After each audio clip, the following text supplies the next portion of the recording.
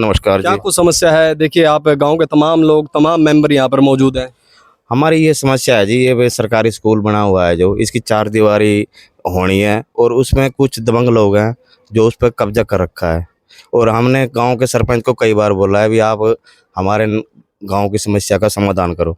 सरपंच ने पूरी अपनी मेहनत लगाई, कोशिश करी, जितना भी इसका मतलब अधिकार बनता है ऊपर तक से लेकर गांव के शिक्षा मंत्री के, अपना हरियाणा के शिक्षा मंत्री के पास भी गए, पर अभी तक कोई रिस्पॉन्स नहीं आया उसका। अब यही भी देखो ना, आप गांव में स्कूल का जायजा लो, बच्चे पढ़ रहे हैं और यहाँ पर आवारा पशु आ जाते हैं, बच्चों को नुकसान पहुँचाते हैं। तो यहाँ पर आवारा बहुत से। देखिए आप डबल बता रहे हो, क्या उनके पास गए आप? किसी प्रकार के समझौते की बात की है, उनसे मिले आप?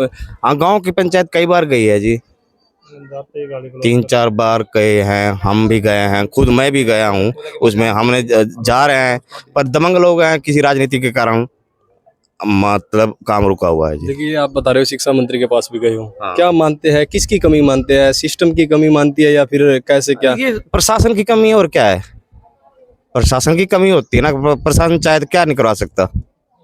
देखिए शिक्षा मंत्री तो एक होता है, पूरे हरियाणा का एक है शिक्षा मंत्री महिपाल डांडा। क्या उसी के मतलब ग्रामीण क्षेत्र का गांव है? जब उसको पता लग चुका है भी मेरे गांव को, ये उसने 2014 में विधायक बनाया, जो उसी गांव को गोद में लिया हुआ था।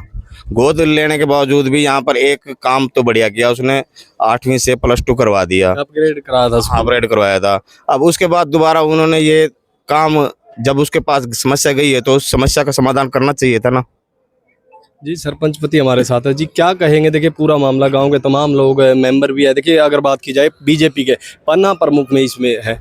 नमस्कार। सबसे पहले तो आपको सभी आपके चैनल के व्यूवर्स को मेरा नमस्कार जी। सर ऐसा है, मेरे पास ये स्कूल का मुद्दा काफ़ी, जैसे मैं सरपंच 2022 में बना तो उससे पहले का ये कब्जा कार्रवाई का मुद्दा चला हुआ है। तो मैंने इसका प्रस्ताव डाल के तुरंत इसकी कार्रवाई भी की, कई बार डीसी साहब से भी मिला हूँ। और इसके पहले 19 लाख रुपए मंजूर हुए थे, ये 4 दीवारी बाउंड्री वाल के और स्कूल रिपेयरिंग के। तो फिर हम जैसे पंचायत मंत्री थे महिपाल डांडा जी हमारे, उनसे मिले तो उनके सामने ये समस्या रखी, तो इन्होंने इसको बढ़वा के 64 लाख रुपए सीएम अनाउंसमेंट में करवाया। जी जी तो इसके लिए भी हमने धन्यवाद करते हैं, और वहाँ भी मिल के हैं 2-4 बार समस्त पंचायत। अब 2 गाँव के बच्चे, छोटी रजापुर और रजापुर के, दोनों गाँव के लगभग 1000 के आसपास के बच्चे यहाँ पढ़ते हैं। अब मेन समस्या क्या है, यहाँ पे थोड़ा से एक कनाल की जगह के ऊपर कब्जा किया हुआ किसी ने, वहाँ पर सीन बो रखी है, एक साइड में उन्होंने तोड़े का शेड बना रखा है। अब बच्चे यहाँ पढ़ने में असुरक्षित महसूस करते हैं, बाउंड्री वाल ना होने की वजह से आवारा पशु अंदर रहते हैं।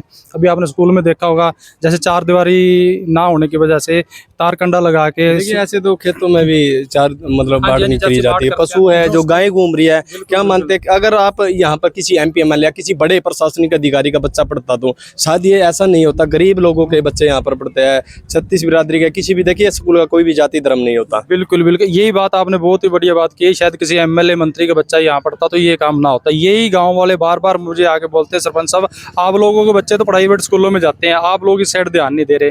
फिर मैंने इनको कहा कि मैं तो बार बार 2 साल से लगातार इसी काम में, इसी प्रयास में लगा हुआ हूँ कि कब ये जल्दी से जल्दी स्कूल का, पिछले सेशन में भी मैंने इनको बच्चों को भी वादा किया था, पूरे स्टाफ को भी वादा किया था, ये कब्जा छुड़वा के और स्कूल गाँव के वाले किया जाए जिसमें सभी के बच्चे आराम से पढ़ सकें। सरपंच साहब मौसम खराब है, आंधी तूफान चलता रहता है, बारिश आती है, साइड में तूड़ी पड़ी है, कूड़े का ढेर है। क्या मानते हैं? देखिए बच्चे पढ़ पाते होंगे, देखिए आंधी तूफान में तूड़ा है जो ऊपर आता होगा, क्या मानते हैं आप? बिल्कुल, वैसे भी इसे माहौल में बच्चे नहीं पढ़ पाते। एक ही कमरे में, एक ही बरांडे में 4-4 स्कूल में आप जाके अंदर जाके देखो, 4-4 क्लासें एक ही कमरे में पढ़ रही हैं। जैसे अब काफ़ी लोग हम यहाँ इकट्ठा होकर कोई बात करते हैं तो सभी की बात ध्यान से सुनी नहीं जा सकती, ना ही उसको प्रॉपर जवाब दिया जा सकता है। वही हाल बच्चों का है। एक कमरे में अगर 4 क्लासें बैठ के पढ़ेंगे तो बच्चे क्या पढ़ पाएंगे? बड़ा मुश्किल हुआ पढ़ाई। आपने बताया था, मैं कई बार शिक्षा मंत्री महिपाल डांडा के पास गए हैं।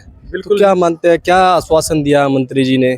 मंत्री जी ने तो आश्वासन दिया है, वो कहते हैं कि सबसे पहले स्कूल का काम जरूरी है। मेरे को तो उन्होंने ये बोला भी, सरपंच साहब आप किसी गली नाली का काम छोड़ के सबसे पहले तुरंत प्रभाव से स्कूल की बाउंड्री वाल करवाओ।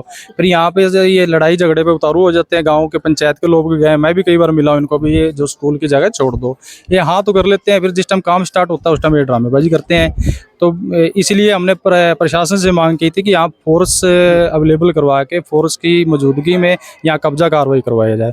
21 मार्च को कब्जा कार्रवाई होनी थी, पता नहीं अफसरों में कहीं ना कहीं कोई क्या दिक्कत आई है, वो यहाँ पे आ नहीं पाए और हमारी कब्जा कार्रवाई रुक गई है। क्या मानते हैं, सिस्टम कमजोर है? बिल्कुल सिस्टम बहुत ज़्यादा कमज़ोर है जी। सिस्टम की वजह से तो ये हाल हुआ पड़ा है। अगर सिस्टम सही होता तो अब तक ये स्कूल का काम हो जाता। अब तो ये कहते हैं हमारे 6 किलोमीटर पे शिक्षा मंत्री जी बैठे हुए हैं, तो उनका ये हमारे गांव से लगाव भी है बहुत। पहले भी उन्होंने गांव गोद लिया होता और अपग्रेड कराने में भी उन्हीं का आता है। 8वीं से +2 तक भी स्कूल उन्होंने करवाया है। क्या रखते हैं आप, शिक्षा मंत्री इसको पूरा करेंगे? बिल्कुल जी बिल्कुल करेंगे, उनका दायित्व भी बनता है। और अब तो हमारे शिक्षा मंत्री जी हैं, जैसे उनकी नॉलेज में पता नहीं ये बात कही है। मैं कई बार मिल के तो मैं भी आया हूँ, कहीं ना कहीं कुछ कमी है।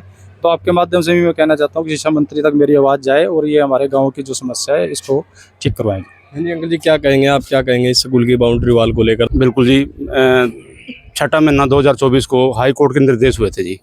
मैं वो लेटर लेके समाधान शिविर में पहुंचा था जी।